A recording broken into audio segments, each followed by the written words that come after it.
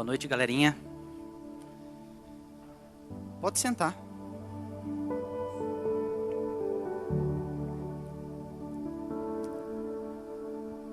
É engraçado, né? Quando normalmente eu vou pregar, a primeira coisa que eu penso assim nunca é passagens do Antigo Testamento, né? Sempre normalmente na minha mente vem o Novo Testamento, né? Apesar que o Antigo Testamento ele é recheado, né, de histórias, de passagens que tem tanto a ensinar pra gente, né? Ainda que assim, de certa maneira, o Antigo Testamento seja talvez um livro mais difícil de entender, né? Porque querendo ou não, você tem que saber um pouquinho, né, da cultura judaica, dos costumes, o porquê que naquela época era daquele jeito. Mas enfim, o que eu vou pregar hoje, eu quero que você abra aí comigo, é Gênesis 32, verso 22.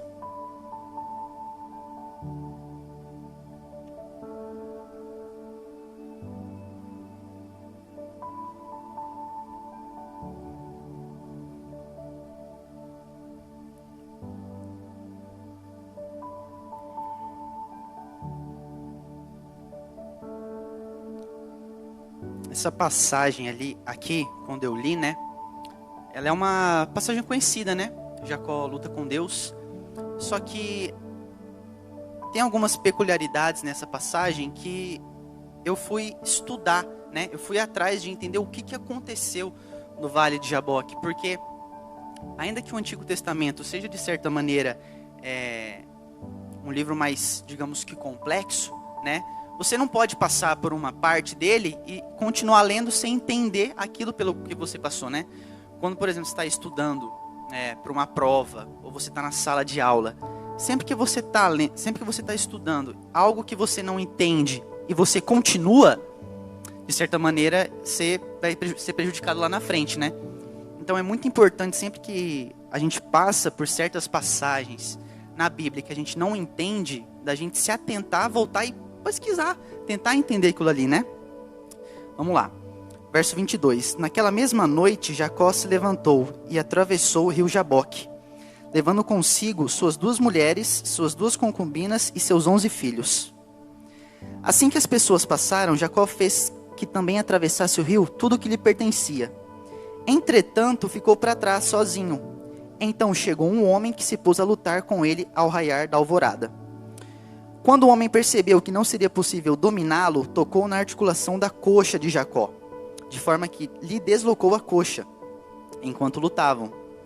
Então ele declarou: deixa-me ir, pois já rompeu o dia. Contudo Jacó lhe rogou: eu não te deixarei partir, a não ser que me abençoes.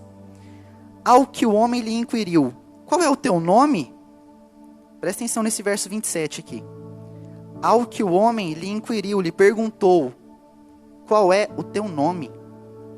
Jacó respondeu: Jacó. Respondeu ele. Então o homem orientou-o: não te chamarás mais Jacó, mas sim Israel, porquanto como príncipe lutaste com Deus e com os seres humanos, e prevaleceste. Amém?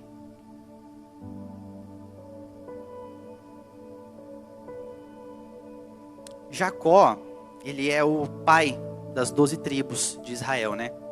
Jacó, irmão de Esaú, os 2 filhos de Isaac, e Isaac, filho de Abraão. Ainda que essa passagem aqui, eu quero que você lembre disso aqui, dessa pergunta do verso 27, ao que o homem lhe perguntou: qual é o teu nome? Que ao final você vai entender onde eu quero chegar. Mas a princípio eu quero que você lembre que Jacó e Esaú eram irmãos. E de certa maneira havia uma inimizade entre eles, entre Jacó e Esaú. A Bíblia fala que desde o ventre eles já brigavam, né? No ventre de Rebeca já tinha uns pega ali entre Jacó e Esaú. E quando Esaú e Jacó nasceram, de certa maneira, essa inimizade também foi cultivada pelos próprios pais de Jacó e Esaú. Por quê? Porque a Bíblia fala que Rebeca gostava mais de Jacó, enquanto Isaac gostava mais de Esaú. Pois bem, Mas, indo alguns versos, alguns capítulos atrás, não precisa abrir não, tá? Eu vou ler rapidinho para a gente entender o ápice que chegou a inimizade entre os dois.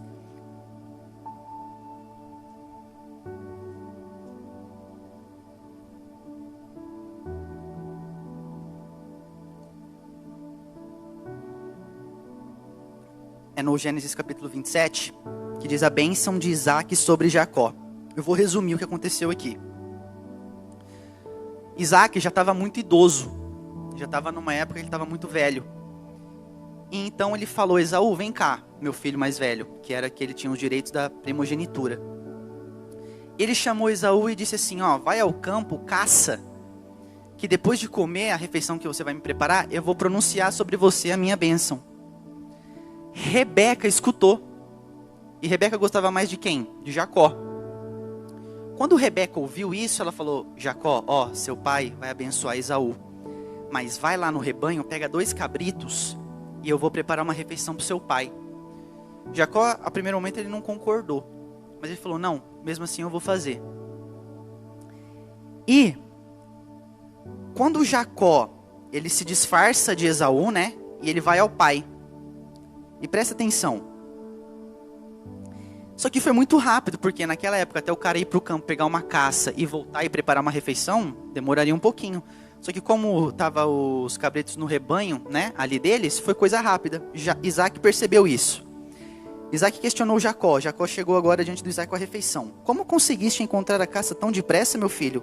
Ele replicou: é que Yahvé, o teu Deus, a colocou no meu caminho.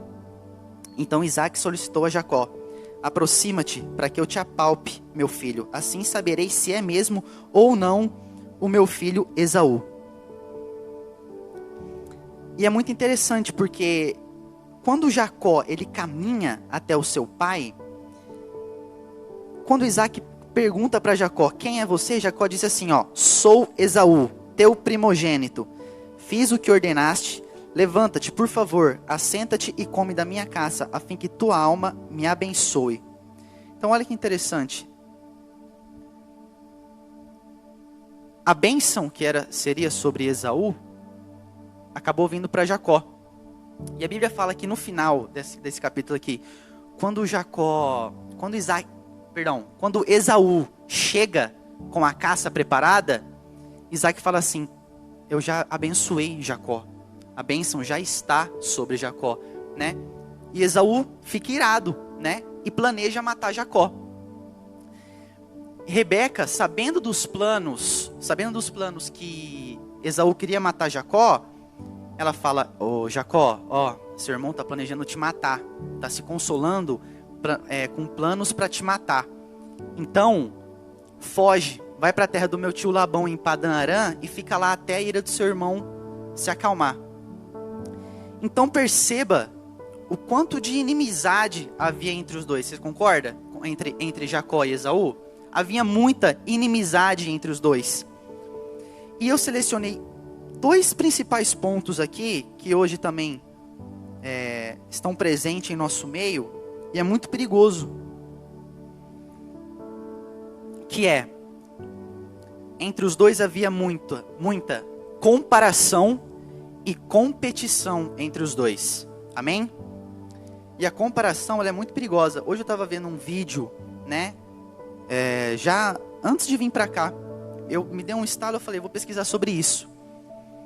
E tem acho que é Pedro Calabres, uma coisa assim. Ele é um pesquisador da Unifesp, a Faculdade Federal de São Paulo. E ele fala que a comparação ela é natural do ser humano. Porque nós somos os seres mais sociáveis, né? Socializamos com outras pessoas. E normalmente os nossos pensamentos, o que pensamos é sobre alguém. Ou sobre uma pessoa. E olha o que diz Gálatas 6,4. Pode abrir lá, Gálatas 6,4.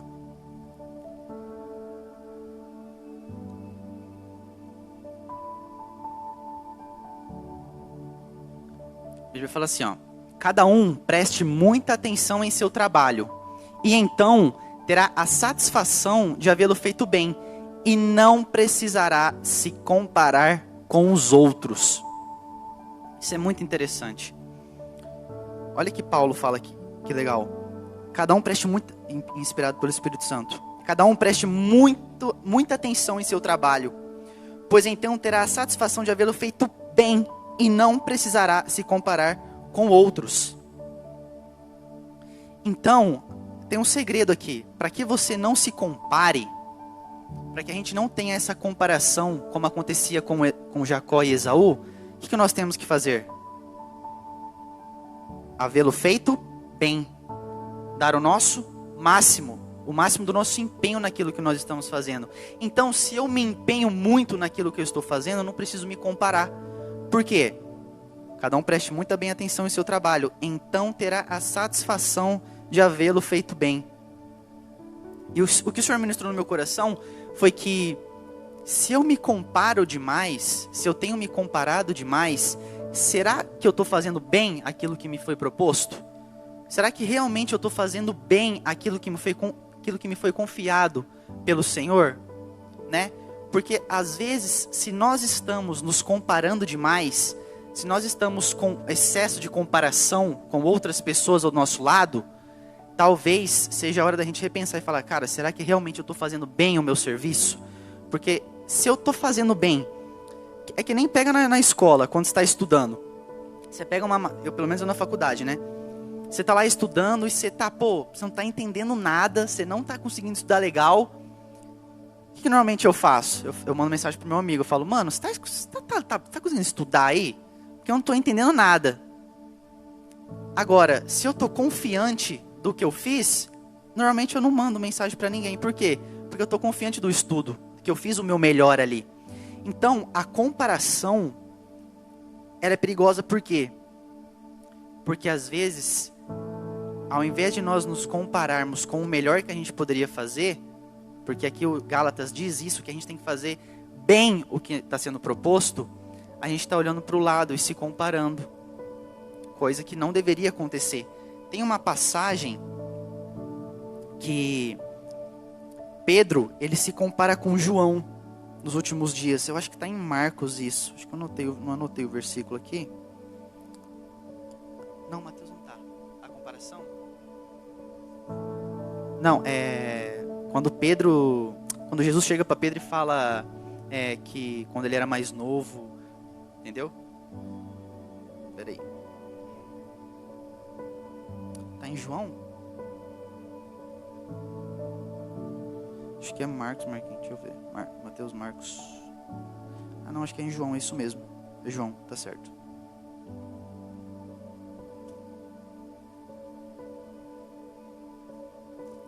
Isso mesmo.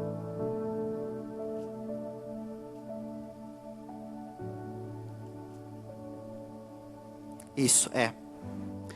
Jesus chega para Pedro, já ressurreto, e fala assim para Pedro, em verdade, eu te afirmo, Pedro, quando era mais jovem, tu te vestias a ti mesmo e ias para onde desejavas.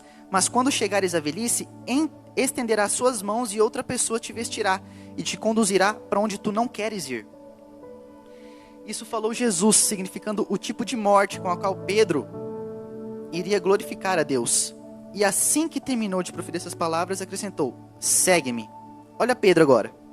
Pedro voltou-se e viu que o discípulo a quem Jesus amava os acompanhava. Assim que Pedro viu, perguntou, Senhor, mas quanto a este homem? Olha a resposta de Jesus. Se eu desejar que ele fique vivo até que eu volte, o que te importa? Entretanto, quanto a ti, segue-me.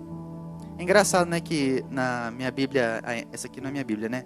Na NVT fala que até hoje criaram histórias, burburinhos que João estaria vivo até hoje por causa disso aqui. Mas não era isso que Jesus estava falando.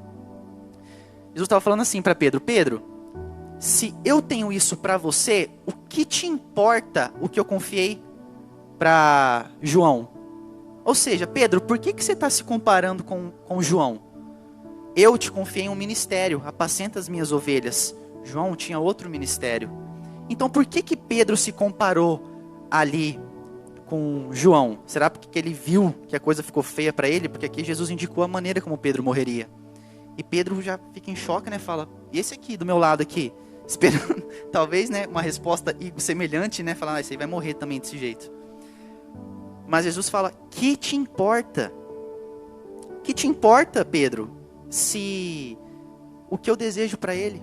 Ou seja, nós não devemos nos comparar, porque o ministério que o Senhor confiou para você, você não tem que se comparar com o ministério que confiou do seu irmão que está do seu lado.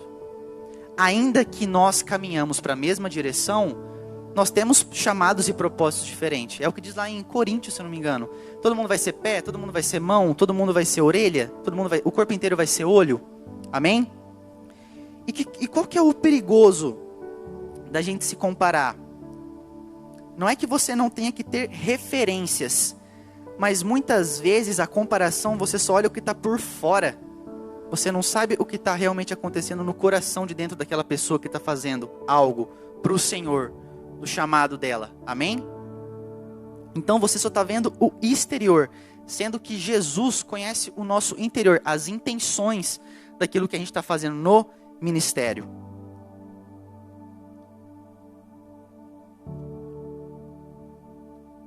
E isso que eu disse, eu escrevi aqui, né? Comparação prejudica muito. Porque você olha o serviço do outro e pensa que tem que fazer igual, ou mais. Mas na verdade você deve exercer o ministério que o Senhor lhe confiou. Amém? E o pior da comparação ainda, é que muitas vezes a comparação ela pode fazer com que você não faça ou te impeça de fazer coisas que o Senhor confiou a você para que você fizesse. Porque você olha para o seu lado, você olha para o seu irmão, você vê o que ele está fazendo, às vezes você pode pensar que você tem que fazer igual. Mas o que você tem que trazer na sua memória? Qual foi o ministério que o Senhor me confiou? Por que eu fui chamado? Para fazer o quê? Então, claro que nós temos que andar juntos, né? Nós temos que ajudar o outro. Mas o que o Senhor lhe confiou, você tem que fazer com excelência, tendo Jesus como referência, e não somente a pessoa que está do seu lado. Amém? A comparação, ela tira a nossa confiança. Por quê? Porque Jesus deixa de ser o exemplo. E a gente começa a olhar para o irmão que está do lado, a maneira como ele é, a maneira como ele prega, a maneira como ele fala, a maneira como ele evangeliza, né? Quantas vezes a gente se compara ou vê uma pessoa que nem... Muito interessante, né? A gente pega os gospels da internet, né? Eu acho que o Kaique já falou sobre isso uma vez, né? Que, cara, você entra no Instagram da pessoa, parece que ele vive flutuando, né? Aquela pessoa, ela posta só... Ou você pega os blogueiros aí, é só sorriso, é só viagem, é só quando tá bem, é só quando não tá legal, é só quando tá legal, né? E as lutas, ninguém posta, né? Eu gosto muito de um pastor que ele fala assim, que você tem que mostrar as suas cicatrizes para as pessoas. Você tem que mostrar aquilo que Jesus fez na sua vida para as pessoas. Eu era ruim, eu era isso, eu fazia aquilo. Olha o que Jesus fez comigo. Porque muitas vezes as pessoas com as quais a gente vai muitas vezes evangelizar ou tentar ganhar para Jesus, elas enxergam como se a gente fosse perfeito, né? A pessoa te enxerga assim, ela fala, ele é um cristão, então ele é perfeito. Mas mostre as suas cicatrizes para as pessoas, mostre que você sofreu, mostre os pecados dos quais o Senhor te libertou, amém? Então você não pode se comparar com aquilo que somente você está vendo os mais famosos postando, por exemplo, na internet, amém? Porque aquilo às vezes reflete uma realidade que na sua mente aquilo ali é verdadeiro, só que você não sabe, será que aquela pessoa que você está vendo ali, como que ela é na casa dela, com a família dela? Como que ele é com os pais? Será que ele respeita? Será que o marido respeita a esposa? Entendeu? Colossenses 4,17, Paulo diz assim, e dizei a Arquipo, atente para o ministério que recebeste do Senhor, para que o cumpras. Por quê? Você não vai prestar contas no juízo final para a pessoa que você está se comparando. Você vai prestar contas ao Senhor daquilo que você fez. Então, se você está se comparando com o outro, como você pode falar que você está fazendo aquilo para Cristo, ou por Jesus? Entende? Você não vai prestar conta para as pessoas. Você não precisa se comparar com as pessoas daquilo que você está fazendo. Amém? E sim para o Senhor. Dizei a Arquipo, atente para o ministério que recebeste do Senhor, para que o cumpras. Então você tem que cumprir não aquilo que o seu irmão do seu lado está fazendo, que ele recebeu do Senhor, mas aquilo que o Senhor te confiou. Amém? 1 Timóteo 6,20. Timóteo, guarde aquilo que Deus lhe confiou. Evite discussões profanas e tolas com aqueles que se opõem a você, com suposto conhecimento. Alguns se desviaram da fé por seguirem essas tolices. Eu coloquei aqui um testemunho que aconteceu comigo no meu serviço. Testemunho da Neia. Que aconteceu algo... Eu cheguei a comentar com algumas pessoas sobre isso, né? Porque, cara, é muito bom a gente testemunhar, porque a gente não testemunha para receber a aprovação de ninguém, né? Quantas vezes o testemunho de pessoas que vieram me contar, lá na minha escola eu fiz tal coisa, ou na faculdade, ou no meu trabalho eu dei uma palavra, aquilo me anima, eu escuto aquilo, eu falo assim, cara, eu também quero, eu também vou, sabe? O testemunho anima a gente. Eu estava no meu serviço essa semana, e tinha uma mulher, ela não digo que ela é empregada, né? Mas ela é meio que a faxineira lá. E aí ela tava com bastante dor no joelho. E ela tava andando mancando. E...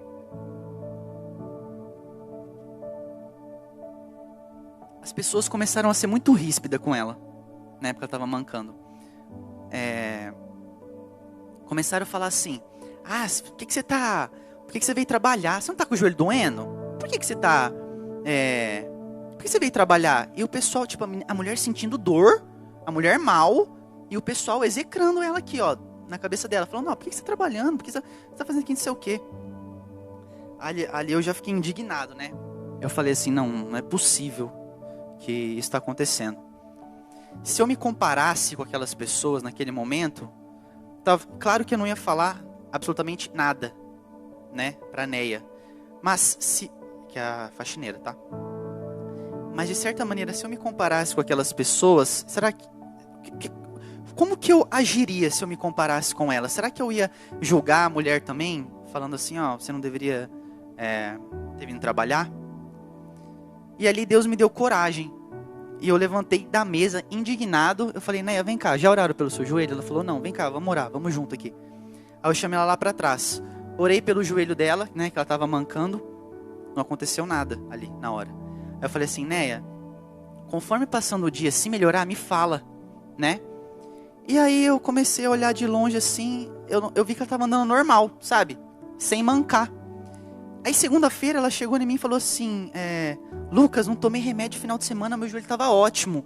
E eu fiquei muito feliz por aquilo. Eu falei assim, louvado seja Deus. E o engraçado é que segunda-feira ela chegou em mim e falou assim, Lucas, vem aqui, ora de novo, né? Porque eu acho que ela sentiu alguma melhora no joelho, vem cá, ora de novo. Aí eu fui lá, falei, não, vem cá, vamos orar, não sei o quê. Aí abaixei assim, né, no joelho dela, e aconteceu algo comigo que nunca tinha acontecido, que minha mão começou a esquentar muito. Minha mão começou a ficar muito quente. Eu falei, Neia, você tá sentindo isso? Que não sei o quê. Ela falou, tô. E, gente, ela trabalhou a semana inteira sem mancar, sem dor. E eu falei assim, cara, olha a importância da gente não se comparar com os outros. Eu tenho que fazer o quê? Fazer aquilo que o Senhor me confiou. O Senhor me confiou ser luz em meio às trevas. Eu poderia olhar aquilo e falar assim, nossa, tá todo mundo julgando ela e eu poderia ficar quieto. Mas Jesus veio para consolar os aflitos. E a gente não deve se comportar igual as pessoas desse mundo, né? Nós devemos ser luz em meio às trevas. Lá no seu serviço, tenha coragem. Gente, eu fui orar pelo joelho da Neia. Eu vou ser bem sincero, eu não estava esperando que acontecesse nada. Mas enquanto eu ia orar, eu falei assim, não, Senhor, o Senhor me confiou algo. O preço está pago, eu não preciso fazer mais nada. Amém? Então que você seja encorajado, sabe? Não se compare, se as pessoas, se elas estão evangelizando, se elas estão indo atrás, o que elas estão fazendo. O que o Senhor colocou no seu coração? Faça isso que Ele colocou no seu coração. E não olhe para o lado, mas confie no Senhor, que Ele vai estar contigo.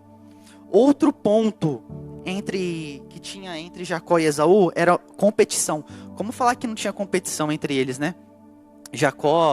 Esaú chega da caça uma vez, né, no campo, e morrendo de fome, E Jacó, em vez de falar assim, chega aí, brother, vamos comer um rango aqui. Não, fala, ó, se você não me vendeu o seu direito da primogenitura, você... Como é que é? Eu só te dou a comida se você me vender os seus direitos do primogênito. Então, como falar que não tinha competição entre os dois? Paulo fala isso em Filipenses, da competição na pregação. É verdade que alguns anunciam a Cristo por inveja e rivalidade. Algumas traduções trazem porfia, que seria disputa, né? Mas outros o fazem de boa vontade. Estes pregam por amor, pois sabem que fui designado para defender as boas novas. Aqueles, no entanto, anunciam a Cristo por ambição egoísta, não com sinceridade, mas com o objetivo de aumentar meu sofrimento enquanto eu estou preso.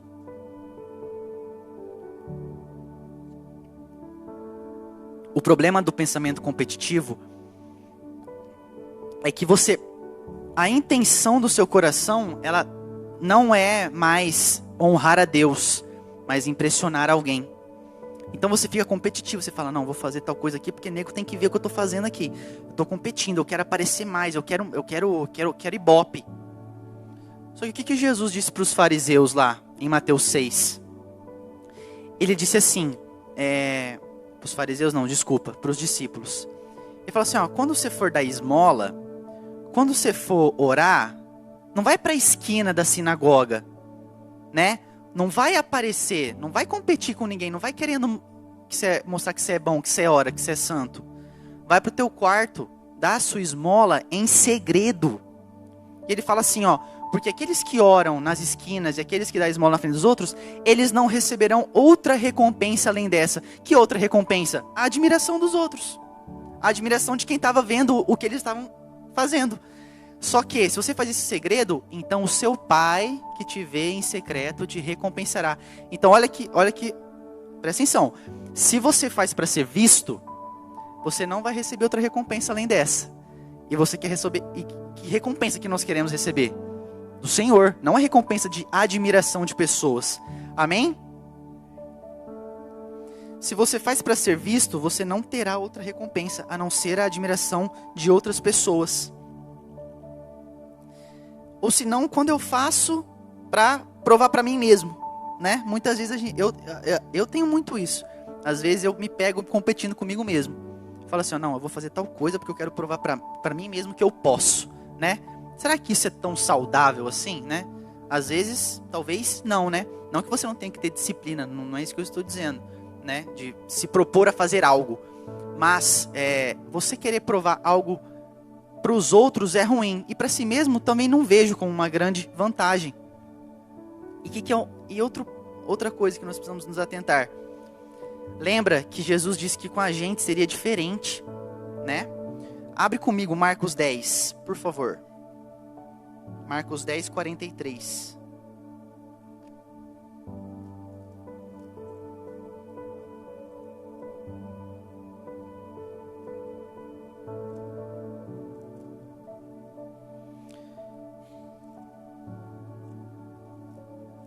Marcos 10, 43.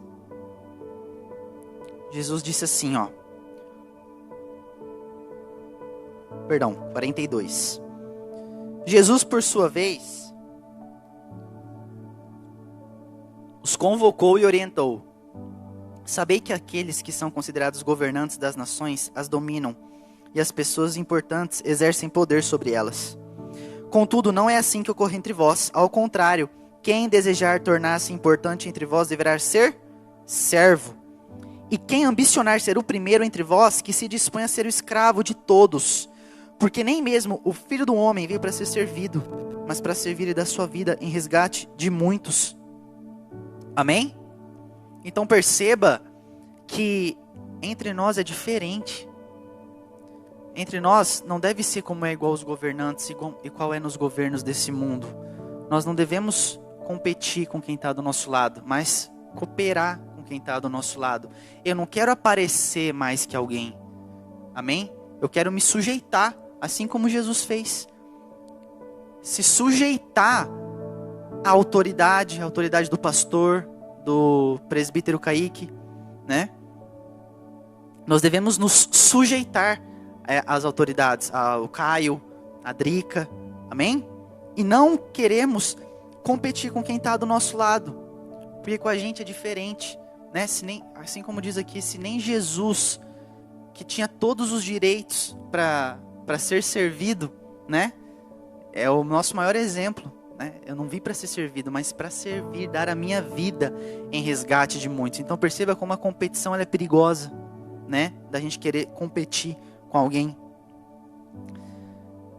Portanto, devemos ser considerados simples. 1 Coríntios 4, do 1 ao 4 diz: portanto, devemos ser considerados simples servos de Cristo, encarregados de explicar os mistérios de Deus. De um carregado, espera-se que seja fiel. Quanto a mim, pouco importa como sou avaliado por vocês ou por qualquer autoridade humana. Na verdade, nem minha própria avaliação é importante. Minha consciência está limpa, mas isso não prova que estou certo. É o Senhor quem me avaliará e decidirá. Eu coloquei isso aqui porque a competição ela também está atrelada a gente querer a aprovação das pessoas que estão do nosso lado, né?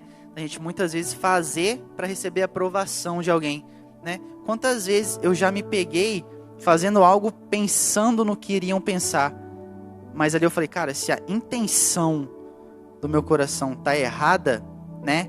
Provérbio diz o quê? Provérbio diz que as pessoas elas podem se considerar puras, mas é o Senhor que examina o coração. É o Senhor que conhece as nossas intenções, daquilo que nós estamos fazendo. E nós não devemos nos preocupar como se nós somos ou não aprovados por quem está do nosso lado. Amém? Claro que nós devemos, como eu disse já, caminhar junto, ajudar. Mas você não pode caminhar querendo aprovação das pessoas. As pessoas não sabem o que passa dentro de você. Elas não sabem o que você já passou. Elas não conhecem os seus problemas que você tem dentro de casa, né? Como é que alguém pode te olhar para você e querer te avaliar, te julgar aquilo que você está fazendo? Nós não estamos competindo, nós estamos indo para o mesmo lugar. Não estamos disputando quem chegará primeiro. Na verdade, a competição é interna, né, pessoal? É de nós contra nossa carne. Procura sim apresentar-te aprovado diante de Deus, diz em 2 Timóteo, como obreiro que não tem que se envergonhar e maneja corretamente a palavra da verdade. Eu vi que a competição, né? Está errado isso aqui então abafa. Mas o principal ponto dessa história que eu quero chegar com vocês, eu quis trazer essas duas dificuldades que existiam entre Jacó e Esaú, a competição e a comparação entre os dois. Só que focando mais um pouquinho em Jacó aqui, Jacó saiu da terra dos pais dele com 70 anos e foi para Padã Arã, lá com seu tio Labão. Nessa volta, e ele tinha enganado Esaú, tá? Ele tinha enganado Esaú. Agora que ele está voltando, ele está com 90 anos. Está com 90 anos. E qual que é o principal ponto do que aconteceu no Vale de Jaboque? Ainda que houvesse toda essa competição e essa comparação entre Jacó e Esaú, as coisas não estavam bem resolvidas entre os dois. Amém? A Bíblia fala que quando Jacó saiu de Padã Arã, que ele passou por esse Vale do Jaboque, ele ficou sabendo que o seu irmão estava vindo contra ele com 400 homens atrás de Jacó. E Jacó ficou perturbado. Por quê? Pensou que ia morrer. E ele sabia que ele tinha feito, né, uma besteira, né, de ter enganado Esaú e enganou Isaac também. E por que eu pedi para você prestar atenção na pergunta que Deus faz para Jacó? Ou o anjo, ou Jesus, faz para Jacó. Quando eles estão no Vale de Jaboque.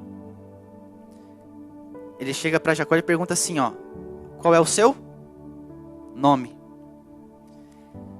Mas ele já sabia qual era o nome dele. Sabia que ele chamava Jacó. Mas por que Deus perguntou um nome para ele? Tinha mentido. No capítulo 27, o que ele diz para Isaac? Eu sou Esaú. Só que o mais interessante disso é que quando Jacó responde para Deus, eu sou Jacó, Jacó quer dizer enganador, mentiroso, difamador, suplantador. Ele tinha consciência perturbada do que ele tinha feito. Então o Vale de Jaboque ele é uma lição para todos nós.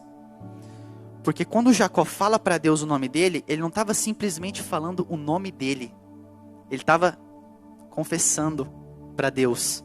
Falou: Deus, eu competi, eu me comparei com meu irmão, eu tinha guerra com meu irmão, mas hoje eu estou aqui, eu quero me arrepender. Eu sou Jacó, eu sou enganador, eu sou mentiroso.